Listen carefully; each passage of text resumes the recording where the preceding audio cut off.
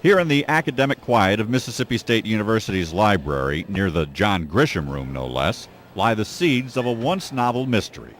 It's since been solved, but today's students are oblivious to their shared past with a notorious gangster. Oh, really? Had no idea. During Prohibition, George Barnes was a bootlegger. During the Depression, he robbed banks, and he kidnapped an oil millionaire on his way to becoming public enemy number one. But before all that, George Barnes tried college life at MSU. We know that now, but it had never been confirmed until this history professor did a little detective work on his own. Meet the history detective. He doesn't live in the past, but he does work there. Dr. Mike Ballard is the archivist of the Mississippi State University Library, and he's the man who finally found George Barnes at MSU in the class of 1917. It dawned on me that maybe a man like that would be using an alias of some sort.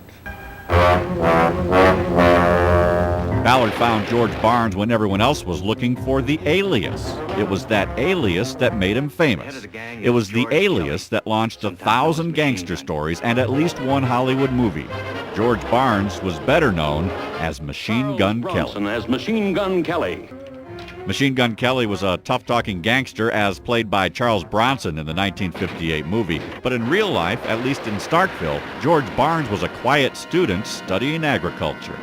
Took a course in botany, woodwork, and farm poultry, animal husbandry.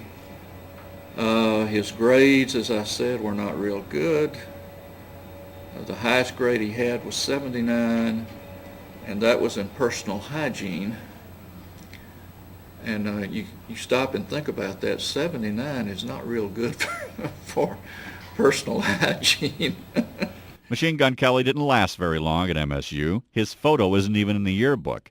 He stayed one semester and a few weeks into the next one. Then he left his classmates and Mississippi college life behind for good. Machine Gun Kelly took another career path. If he had done better and hung on and stuck it out and gotten some help from professors, and there's no guarantee he would have made it through, but he probably would not have turned out like he did.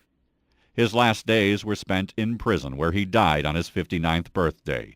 It was 37 years after his short freshman fling with MSU, where he remains one of the most famous former students never to get a degree.